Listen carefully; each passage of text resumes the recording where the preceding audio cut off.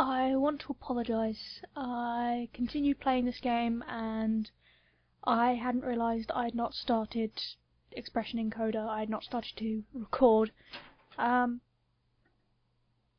haven't missed much. I picked, I believe it was Snake and the other person to help me open the door. And what had been seen was the ninth man had apparently been blown up. Rather graphic descriptive of how bits of him were everywhere and it smelt really bad. And I am really sorry I've lost this bit and it would require me starting the game from the beginning, which I may do at a future point and put it in, and in that case you will know about it, but for the moment, no. And as a result, we have decided to move on, and we are choosing who goes through what door. Santa and Lotus refuse to go through the door where the guy blew up, because they don't want to walk over his body, which is understandable, and Junpei won't let June go through that door. And he's just deciding which door he should go through in order to continue and complete the puzzles. I hope that sums it up. Please enjoy.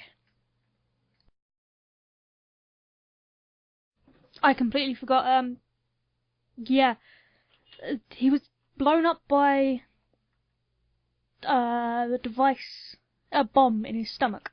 The bracelet on his wrist is an identification device that whenever you pass through a door, it activates the bomb, and you have, I believe it's 81 seconds to register the device on another one, on another openy locky thing on the other side of the door, or you blow up. And it requires everyone who opened the door and went through to register. So when he got the others to register with him to open the door, he went through the door alone, so his was the only one that activated, but because the others didn't go with him, they couldn't register their devices on the other side, so he blew up. It's a trap that kind of forces people to have to go through together, and Snake knew this because Zero had given him a card with all this information on as kind of a, look, sorry mate, you're blind, you have a handicap, so here we go, we're going to give you this extra bit of information, you can use it to blow each other up. But he was nice and gave it to us now. Yeah, okay, that's everything. You follow? Good. Alright. Junpei had to ask himself if the teams were really what he wanted. Beyond door 5 was what remained of the ninth man. He never wanted to see that thing again, but something in him said it would be unwise not to examine the corpse a little closer. Of course, if he went through door 5, he wouldn't be going with Lotus and Santa. True, it would be possible for him to bring June along with him through door 5, but that would mean she would have to see that horrific carnage that waited there. Junpei didn't want that. Junpei was torn. Should he stay silent and go through door 4? Or should he stop them all and insist on door 5? As he turned his options over in his head, Ace spoke up. Alright then. Seems we've reached a conclusion. Shall we go? He began to walk toward door 5. Clover and Snake followed, with 7 a short distance behind. Junpei, which door do you want to go through? Alright, here's my reasoning. I don't like Lotus. I think she's a bitch. And I think the story wants me to go with June. For that reason, I say fuck it, I'm gonna be an evil bastard and separate the siblings. Hey. That was a police car. Hey, wait. Junpei's cry echoed across the room. The 4 people walking towards the door stopped and turned back towards him. I want to go through door 5 too. Words were scarcely out of his mouth when June spoke up. What? What are you saying, Jumpy? You're going through that door, then I'm going with you. You really want to walk across dead, dude? Squishy, squishy, dead dude. Whoops, I dropped on a kidney. And I go flying. I'm going to be rooting around in a corpse, love. You don't want to go this way. You turned around to look at her. No. You can't. I can't take you with me. But why? Because you smell, June.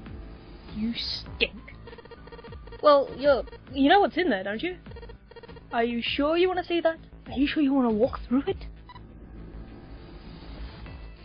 June opened her mouth as if to say something, but instead closed it again and looked at the floor. Junpei felt an ache in his chest at her clear distress, but the choice was not his to make. Well, it was his to make. He just told her no. There was nothing else he could do. He could go through door 4, but he's being a douche. Actually, I'm being a douche. I'm a dickhead. Junpei turned away from June, doing his best to silence his turbulent emotions. Turbulent. Please, let me go into door 5. 7 scratched his head and looked at the young man. Man, now we're right back where we started, you know that?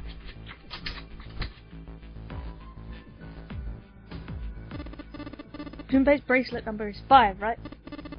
If you're going to add Junpei, then we must subtract 5 from the rest of us. Snake turned to Ace. Ace, please, take good care of Clover. Oh, alright. That's fine. 1 plus 4 is 5. Don't go away. You need to listen to me, Clover. Go to door 4 with the others. No! Don't be so selfish. Snake's tone was harsh. Hang on, wait, how come she's being selfish and yet me insisting I want to go through door 5 isn't? Double standards! Tears welled up in Clover's eyes. She bit her lip and did her best to fight them off. Snake's expression softened, and he put his arms around Clover. Hey, wait! Did he see that? Or can he smell the tears?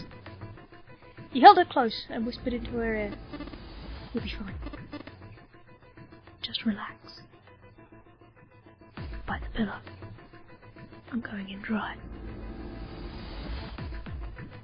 It looked as though he whispered 2 or 3 more words, but whatever they were, Junpei couldn't hear them. You couldn't help but wonder what the other man had said. Snake pulled back from his sister, his eyes kind and inquiring. Okay, I understand. Her voice was barely audible from where Junpei stood. Before long, new teams were assembled. Those going into door 5, 7, Snake, and Junpei. 7 plus 2 plus 5 equals 14.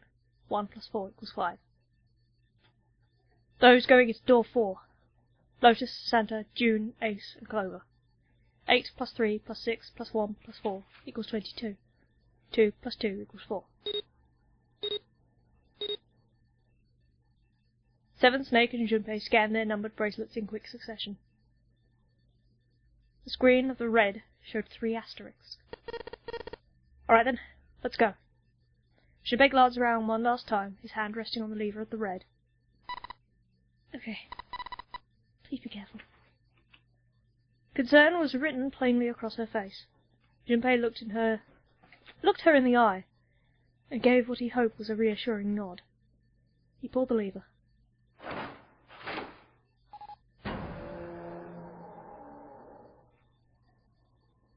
With a sharp clack of the lock releasing, the door swung open. Ahead of them, in a small hallway, were the pitiful remains of the 9th man. For a moment, Junpei froze.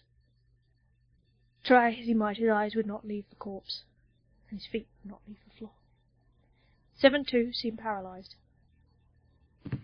Snake, on the other hand, seemed unconcerned. He walked calmly down the bloody hallway, and only stopped when he realized his companions were not following. Do you intend to kill me?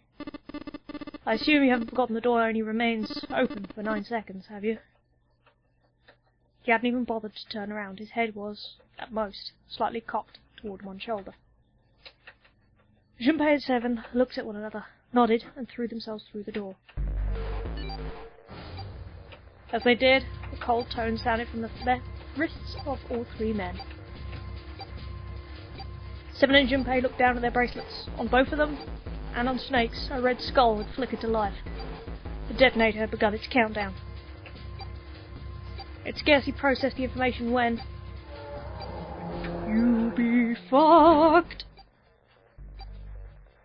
With a metallic slam, the numbered door behind them swung shut. Unless they could find the device that would deactivate the detonators on their wrists, they would not be leaving this hallway. Hey, where's the dead? Fear and urgency in Seven's face reflected what all three of them felt. Junpei spun around, searching desperately for the dead. It's on the floor! He found it easily enough. It was on the wall, next to the closed door labelled 5. Found it! Right here! As he yelled, he struck the scanner with his hand, and broke it. He died, and it was game over. The other two scrambled to follow suit, as this did not happen. As soon as they finished, Snake threw the lever down.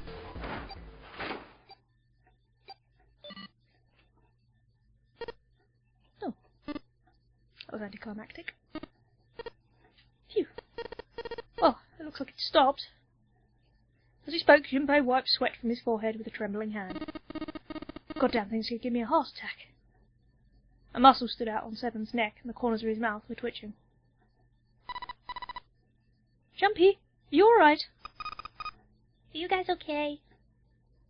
They could hear anxious voices, muffled but distant, from the other side of the door. Yeah, we're fine. The detonators have been deactivated. They heard relieved sighs, and even through the door all three men could feel the tension disperse. Alright, we're moving on. Be careful, okay? Okay. Sure thing. They heard footsteps moving away, and before long, they were alone again. Junpei looked around. The hallway hit a dead end 20 or 30 feet from where they stood. A thick iron wall blocked the way. Try as they might to force it, the wall refused to move. To the left, however, was a wooden door that looked positively inviting by comparison. In the middle of it was a plaque that read First Class. First class cabin, huh? Well, it seems like it. Let's have a look then, shall we?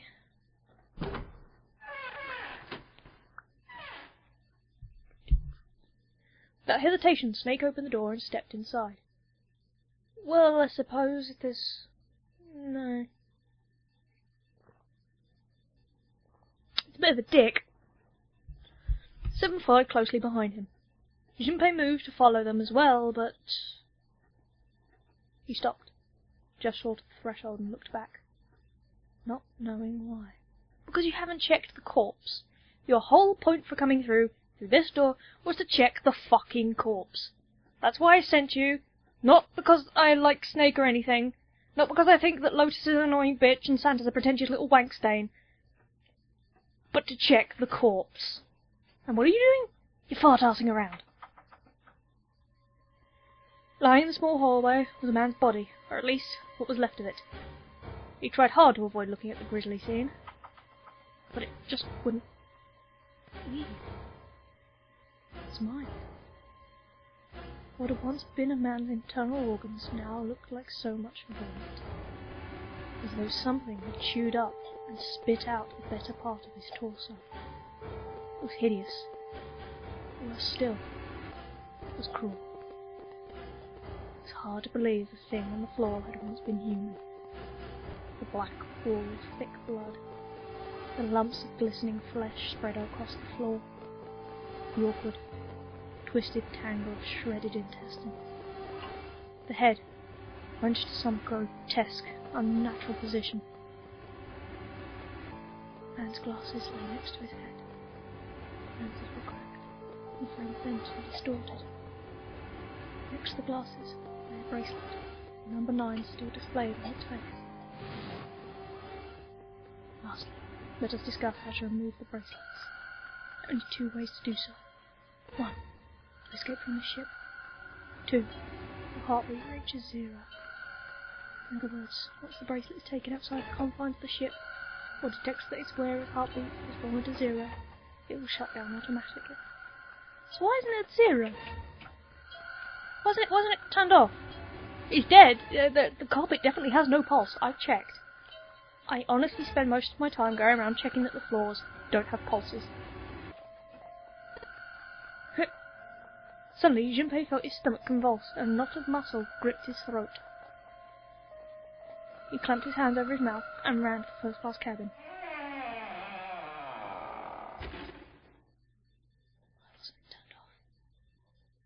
The atmosphere changed immediately, and the room was gorgeous. Despite the apparent age of the ship, none the worse for wear. Who am I? He looked around. Seven and Snake were nowhere to be seen.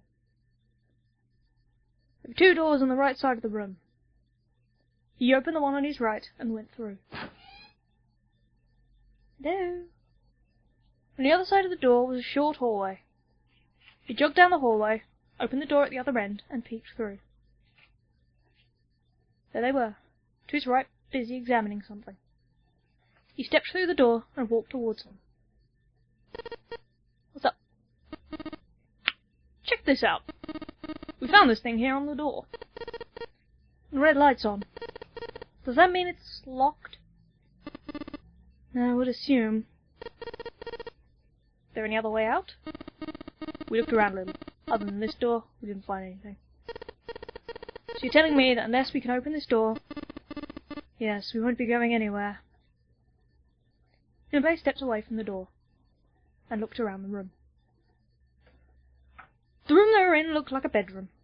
He figured the room he'd originally entered in was a living room, or whatever passed for one on a ship.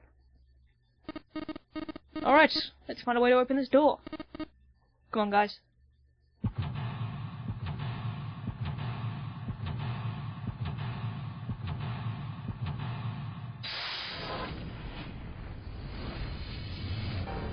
Seek a way out. Puzzle time. This is what I live for. Alright, let's take a look at whatever this fuck is, because I want to know. So, this is the locking thing. It's flashing red. It's usually not a good sign. Is that a microphone? It looks like a satellite dish. Let me see. Well, judging by the feel of it, I would guess that we are meant to produce some sort of sound. And this device will sense it and unlock. Nobody farts?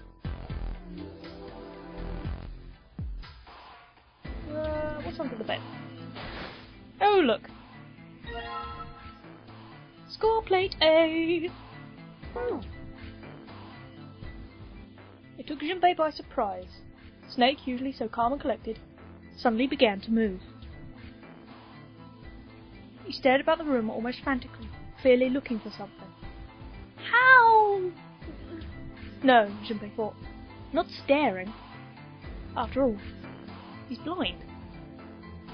Blind or not, Snake was clearly attempting to do something. At last, Junpei could no longer contain his curiosity. What are you doing? Snake waited a moment before answering.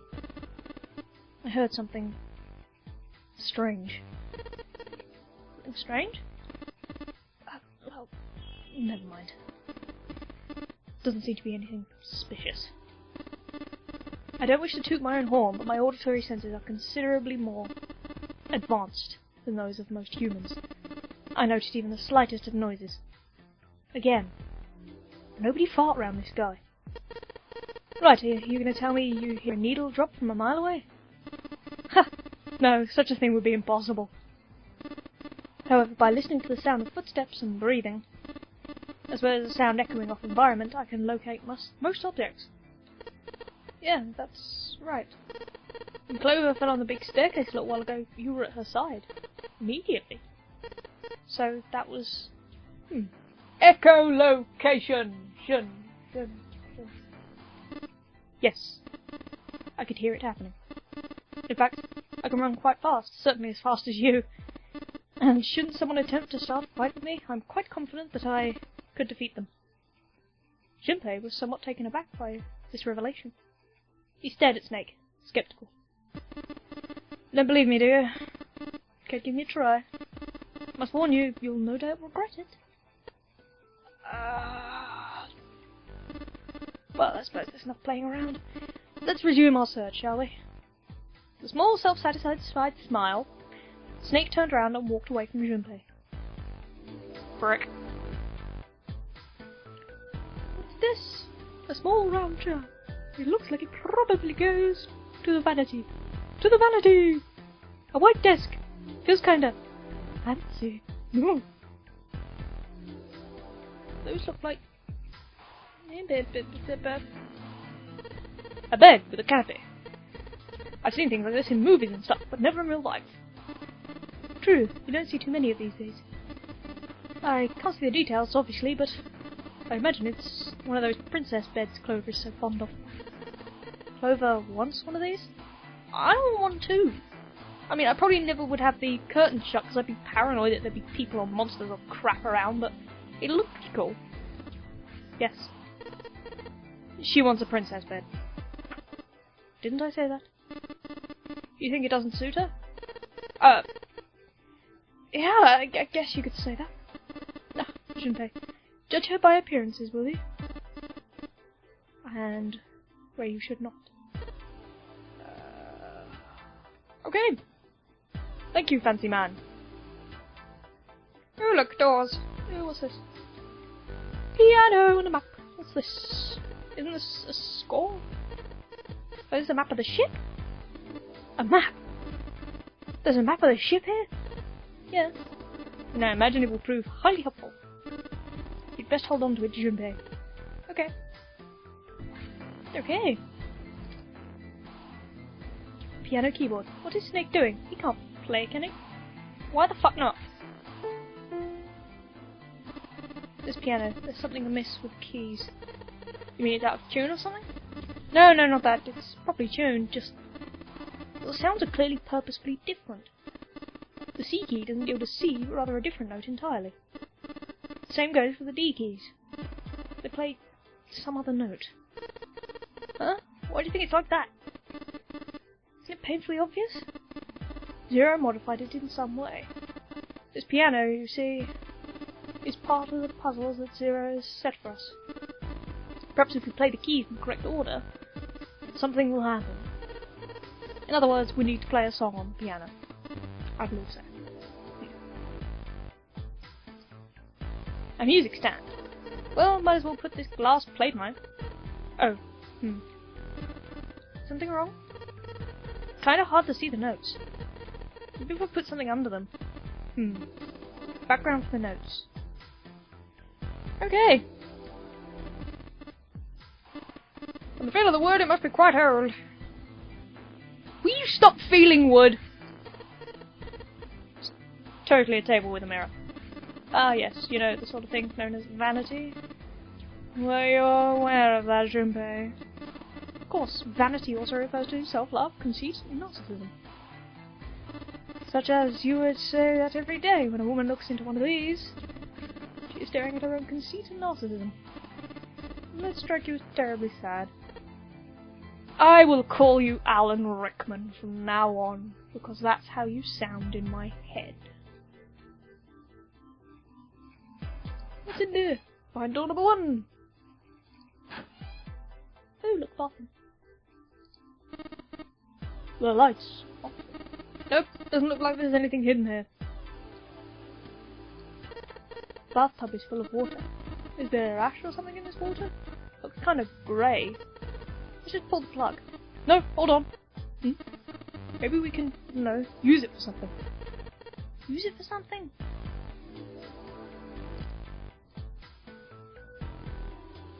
I want to use that one.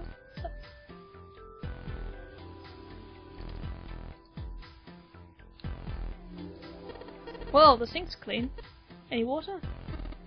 Nothing coming out. We've got the faucet on all the way, but I can't hear anything. And there we are in the mirror. What a pair. College kid and a terrifying giant. A man in a beanie. Stuck in a cramped bathroom. With this beast of a man. What did my parents say? Use protection! Something wrong, Junpei? You looked real sad all of a sudden. No, nothing. this? Testing, testing. Hey, it's great to see you here. I just flew in from New York. And boy, are my arms tired. Oh dear. Yes, thank you, I'll be here all week. No, you'll be here for the next 7.5 hours. Try the veal. That's not a Mike 7. It's just a shower head. What? What the hell? Have you never had a shower, man? Wouldn't you be concerned as to why there was a microphone in the shower? Or is this just normal in Japan? I'm not going to question things anymore. It's a light switch.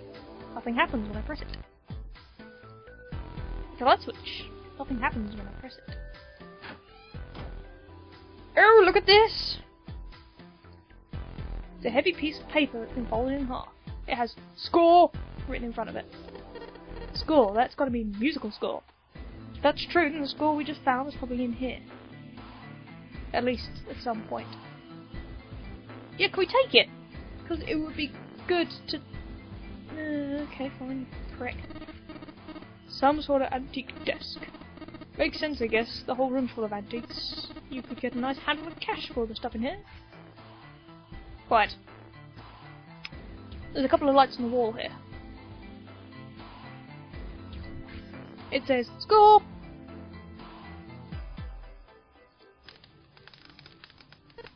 Huh? There's something in the back. Let's see if I can reach it. Just a little... God damn, that's hot. You aren't real smart, are you? Come on, of course it's going to be hot. It's a fire. Even a monkey knows you shouldn't stick its hand in a fire. Shut up.